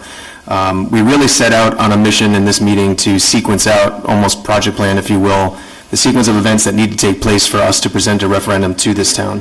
As a new board member and many other new board members on this committee, in the committee and on the board, this was super important for us. And the very first item that we really wanted to approach post ad hoc committee was a survey out to the public. So coupled with our communications committee chair, Marjorie, on the end, we're going to be presenting a survey out to the public in the near future that will give us good data points as we start to approach working with consultants, town council, building committees, et cetera, as part of our next steps. Some of the operational updates from the meeting. Our custodial staff continues to do a great job in the buildings. We talk a lot about how our schools are used as community buildings as well. There's a lot of traffic through these schools at all times of day, and the custodians do a great job keeping them up to date, even though some of them are obviously older. We just recently hired a new custodian, I believe it was Weathersfield High School, somebody correct me if I'm wrong, okay? Yep, which is really great to hear that we're continuing to do that. Maintenance is ongoing, looking at roofs that are being evaluated for replacement or repair. Obviously, we do have a lot of leaky roofs in this town, in our schools. And our next meeting that will be held, it is TBD for now, because we're going to work with the Communications Committee on the survey, and we hope to be able to meet in the near future on the data from that survey and start to really dig further into the referendum. Thank you. Great plan, John, thank you. Okay, moving to the next one, we have Weathersfield Early Childhood Collaborative, and we just heard so much from our pre-K group here. Janice, would you read to them? Actually, this meeting was canceled for this month, so they will meet on April 15th. Well, the presentation said it all. Thank you. Okay, we have meetings scheduled. We have a special Board of Ed meeting on 3/13/24 at 3 o'clock. A Community and Public Relations Committee on 3/13/24 at 6 o'clock. Human Resource and Personnel Committee on 3/18 at 6 o'clock. Did I say 3/13 before? And this one's 3/18. Student Program and Services, which is 3/19 at 6 o'clock. Correct Council, which is 3/20 at 11:30. And Finance and Operations at 3/26/24, 6 o'clock before our board meeting. Okay, busy people. Is there anyone wishing to make a public comment? Please come on up to the podium and state your name and address. And may I remind you that public comments are limited to 5 minutes. Hey, Amanda, I didn't see you there. Okay. Oh. Thank you, Mary Kay. Hi, my name is Mary Kay Jensen. I'm at 23 Quail Hill. I came late to this meeting. I feel like There was a meeting last Tuesday. I was going to tap dancing class, and now I'm just coming back from it. So, but it looks like last time when I left, there was a meeting with the mayor. We were talking about math specialists, and now, if I'm understanding this correct, they are been removed. Is that official? Is that what I missed while I was enjoying myself? I am not happy right now, so I guess I don't know what can be done, and I don't know, I'm sure everyone sitting here is in support of schools, and so it's not like I hate yelling at people, but what are the plan for the children who right now are receiving services? And I don't think we would ever have a school district that would get rid of reading specialists. Now, we're going to take away, and I know they were here on grants, but they are, at least she has left, but Melissa Johnson is a backbone in our school. I walk in the building, I always see her. She is a positive part of the fabric of our school, which is important because math can be very scary to children. And when I see her face, I'm like, she just feels so at home at Highcrest. She makes our school welcoming. And that's just how I feel when I see her when I walk through the doors.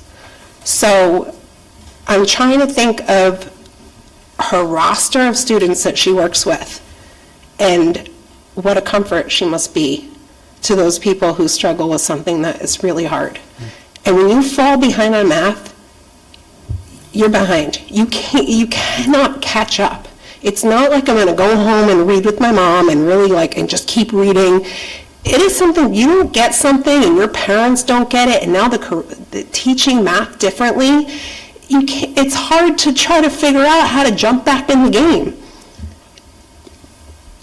And then what's the plan? And what are we just going to keep expecting teachers to pick up the pieces? It's like putting your finger in a hole.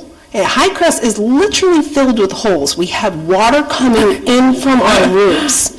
So what are we supposed to hold the water and then, okay, I'm going to hold on to this new math curriculum, and then next year you're going to give me a reading curriculum, and oh, guess what? I don't have enough social workers, so let me take all the children out of the classroom so this child's safe to overturn a desk. Now there's 60 kids in it, and then we're going to bring this kid back. There's not enough help. But a math specialist is crucial. And when you have given teachers a brand new math curriculum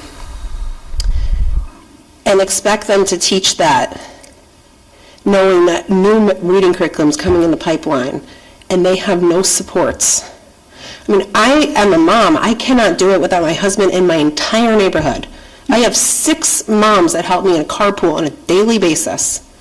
I can't imagine being a teacher in a classroom with 27 kids. My son had 27 kids in his class last year. 27. So, I'm really upset. And I got a text from one of the teachers, not a teacher, not at Highcrest, but she said morale is already in the tubes. It's just in the pits for next year. They're already anxious about a year that is months and months away from happening. So I just want you to reflect on that these cuts, it's not like we're just affecting the families that are struggling, especially with math, or the families, or the children, or the teachers. It's also the staff that feel completely unsupported by these budget cuts.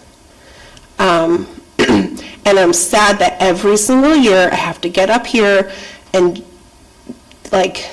try to rally support for education. People move to towns for schools.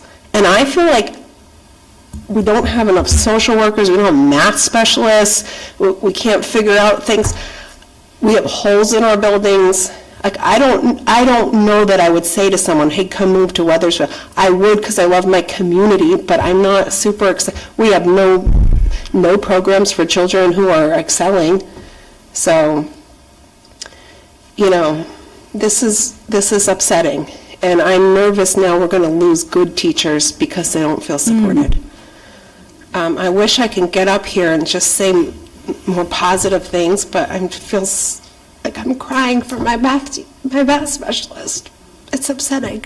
And this is upsetting me because I don't like crying on TV. So I'm going to go. But thank you very much for listening to me. And I'm sorry that this is very, very bad news, and it looks very bad for the town of Wethersfield. Thank you. Thank you very much.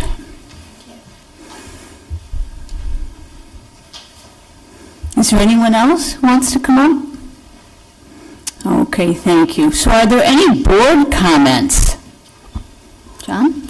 Yeah, I'd just like to echo the public comments today. You know, obviously this is disheartening for me. I'm a parent of a student who's now in Silas Deane Middle School who utilized math interventionists at Hampton Elementary. So I, you know, sympathize with you. You know, I feel you.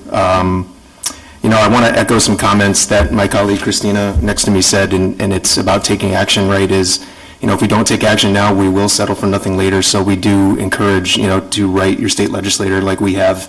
We'll continue to fight as much as we can for it. It is sometimes the short-sightedness of politics to kind of look at this in the near term and not look down the road at what the impacts are. So I'm with you, and I just want to tell you that I support you in that. Just another comment, I want to publicly actually thank Matt Lacavoli, amongst other people on this board.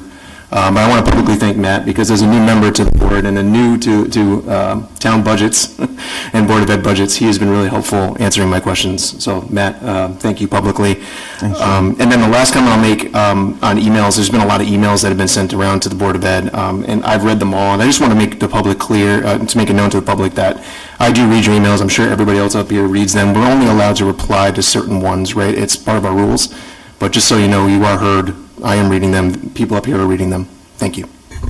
Thank you, John. Anyone else? Matt? So I'm going to refer to my notes, because this has been a weird meeting. I can't really get it together in my head. We had a roll call vote. We had some adjustments to make from the last meeting. I don't think either of those things have ever happened before. But we were united in the budget vote, and unlike the graduation vote earlier, I think it's important that we come together and we agree upon what I think is the most pressing issue in town. It's never easy, this year especially. I've never had such a hand in the budget as I did. I was never in the majority. I was never the chair of finance. I've never had to make this many phone calls and try to figure out a way to make things work with what I feel and what I think is so little. There's just not enough to go around. The COVID money is gone, but the need still exists, and in addition to that, we might be facing another double-digit insurance premium hike, with the governor pulling back about $800,000 from us, which is over 1% of our budget, and would have been able to pay for math interventionists and a social worker. So we've kind of had to manage this budget without that, with less. I don't think anyone up here is happy about it. We would love to have everything in it as it was initially presented. I agree entirely with the last speaker. This is not fun. I went to Emerson Williams, I went to the middle school, I went to the high school, I have friends and family that did. I think it's a great community. I think the schools could use more funding, but it's just so hard to do in a town that is overly reliant, like seriously overly reliant on homeowners for revenue. I don't know how it changes, but it's going to take hard work. And regardless, the work on this budget isn't done.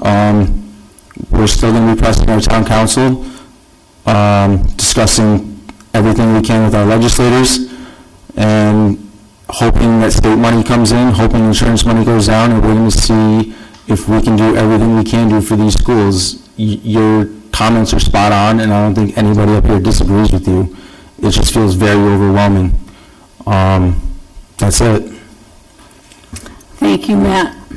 Can I make Anyone else? Janice? Thank you. Christina? Yeah, and unfortunately, I don't think that we're, even without the broad business or technical base that a lot of towns have. I don't think we're so unique. And I just prepared a few things. We need more than a budget that simply maintains current levels of services, let alone one that doesn't even allow for that much. We need a budget that allows our schools to move forward with vision, a budget that sees unlimited possibilities for all of our students, whatever the future may hold, schools that provide, and in most cases are required to provide, services and supports that are so needed by the communities they serve. Fulfilling these needs to provide for the ultimate responsibility of educating our children. Our schools need to be funded to a level that recognizes the full scope of what we have been charged with. Individual towns are not necessarily in a position to do that, at least not consistently, until the state and maybe even the nation come to grips with what it takes to educate each student in each generation and deal with this reality. I fear that our job will become only more difficult each year. Christina? So the three comments I wanted to make is that the SDMS math interventionist also is making a difference in our family. My son received services from her, and she's making a difference. It is concerning the large classrooms. As a school teacher, I have the largest numbers I've ever had. It definitely makes an impact on the teacher's performance and how she can help every student. The morale is low. It's something that I'm taking note of as a HR committee. I've added that in my agenda every single month, and I don't know how we can help the morale except for helping teachers and hearing parents and their concerns. It's morale is low, and we know that, and we're trying to figure out how to make sure that we have good teachers here in Wethersfield, because I think that's literally what's going to help our school and sell our schools. So thank you. Anyone else? I just wanted to say a couple of things. For the graduation issue, I know that we're going to be talking about this more, and whatever happens this year, I just want to say it'd be great for us to decide as a group and an administration district to come up with more like concrete scenarios every year of what can happen or what will happen for graduation day, so parents know way in advance and Safegrad can plan, because it does seem like this just got dropped in their lap, and we probably could have communicated better, and that's one of the disappointing things, that this didn't have to upset so many people right now, because we pretty much knew, or the district knew the possible dates a while back. I mean, we didn't know if there was going to be another snow day, but still, do we know the possibilities? So I think it would be good to, after we figure this all out for future years, see what other school districts do, see what other teachers or contracts have for graduation days, so that we have more consistent understanding of what we can do, what Safegrad can do. I also just want to say or announce that I attended the capstone project at the high school this past week, where they're piloting juniors giving capstone presentations for, basically they could either choose a project that they've worked on for a couple months, or just to show or prove that they've reached the vision of a graduate, and they do 5-minute presentations and answer questions afterwards. So each of us as panelists got to watch 4 students and basically grade them, which is kind of difficult because they were all amazing. And it just, on a good note, I know this is kind of a somber moment, but it was, the presentations were amazing.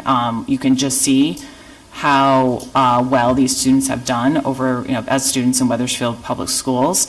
And they're just juniors, and they're not even seniors yet. They're not even close to graduating, but they have reached and are defending their vision of the graduate, portrayal. So I just want to give a shout out to everyone at the high school who helped organize this, Ms. O'Connor, Mrs. Muzinskis, they did just an amazing job. And again, there's more opportunities to see or be a part of the panel in April, where they're going to need even more people, because they have to do every single junior student, 270 more students, and see every single one of them do presentation. So that's a big thing. It's a big change for this year.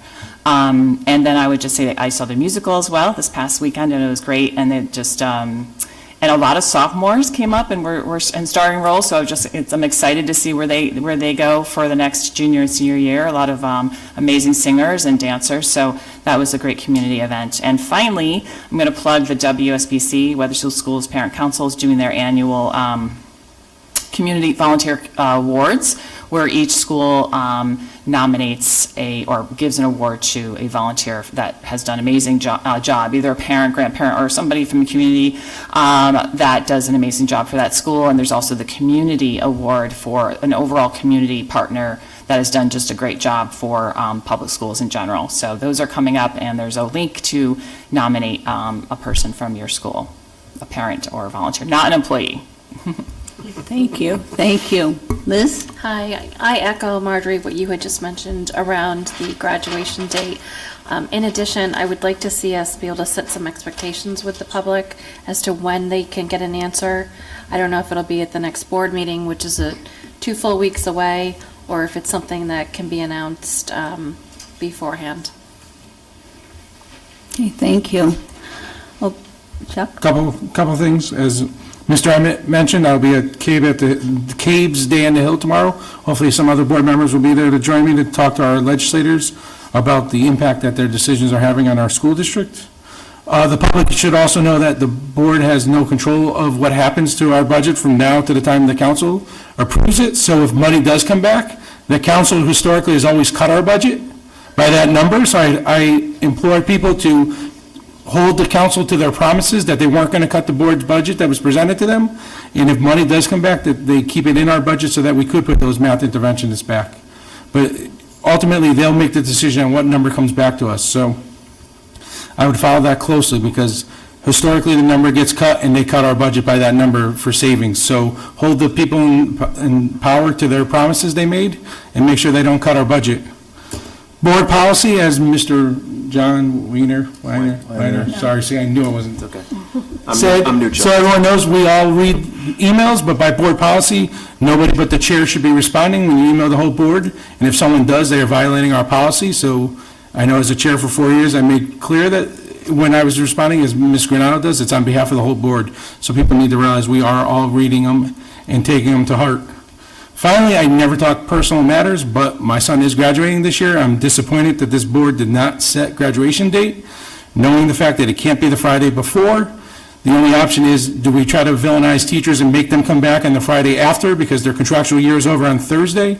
And I'd hate to think that we're going to put teachers in a place where they have to make the choice, do they want to come back and help the community or look negatively by the community because they don't want to come back on that Friday. So it's disappointing that we couldn't take the vote. I want to leave on this Abraham Lincoln quote: "You cannot escape the responsibility of tomorrow by evading it today."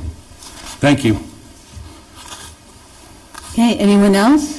Well, I have a glimmer of hope here, just a glimmer here, and it's from Judy Keene. So we have Keene for Kids. Thank goodness for the enrichment that she brings to our schools.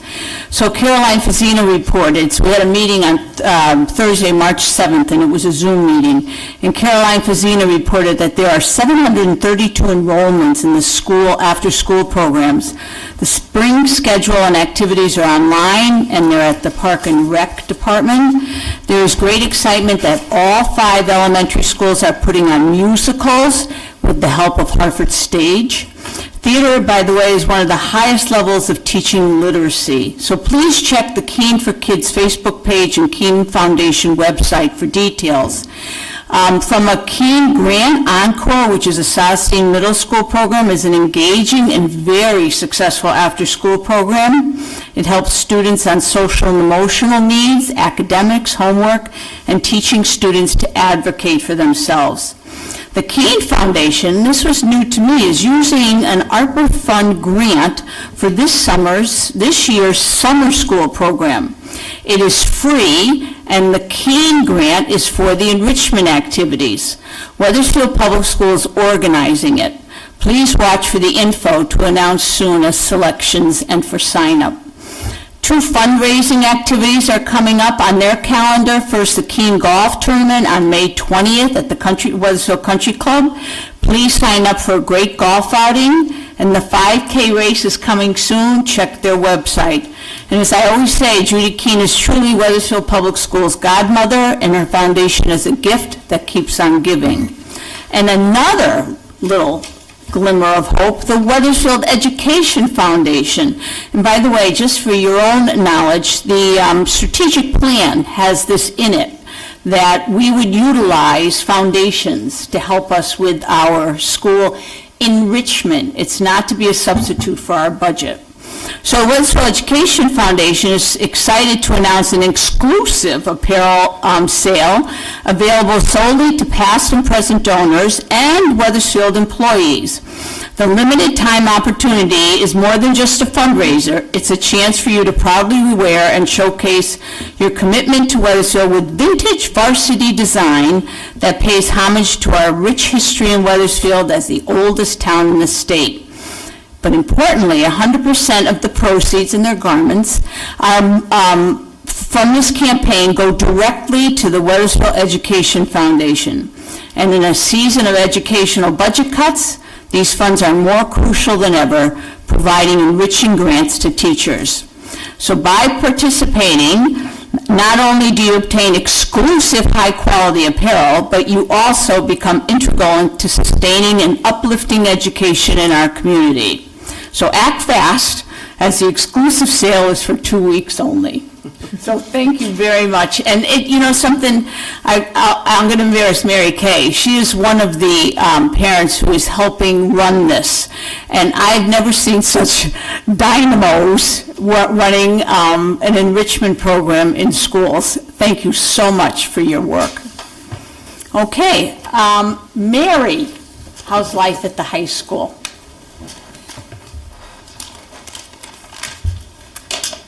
First, I want to say great job to the drama department who performed 3 amazing shows of The Mystery of Edwin Drood this weekend. And we're looking forward to the Cabaret for a Cause coming up later this spring to support the Tide Cancer Foundation with auditions held last week. We're very proud of our boys swim team, swim and dive team, and our cheer team who are named Central Connecticut champions, as well as the WH dancer Sarah Leonardo, who was named Dancer of the Year for 2024. Another congratulations for the WHS DECA team who competed at the state conference last Wednesday and did great, with lots of first and second place winners. The National Art Honor Society Youth Art Month members exhibit will be until April 5th, and the exhibit will be the reception will be this Thursday at 5:30. They'll also continue to participate in the Empty Bowls project, and bowls by the WHS community will be sold at the soup dinner to support the hungry on March 21st. WHS continues working hard to support our community, with students collecting drives for books, the Connecticut Humane Society, and a domestic violence shelter for women. Finally, we're looking forward to the start of spring sports and a new quarter of WHS. Thank you, Mary. Anybody have any questions of our high school student here? Great, Mary. Thank you very much. Okay, is there any unfinished business tonight? Okay, may I have a motion to adjourn this meeting? So moved. Second? Second. All in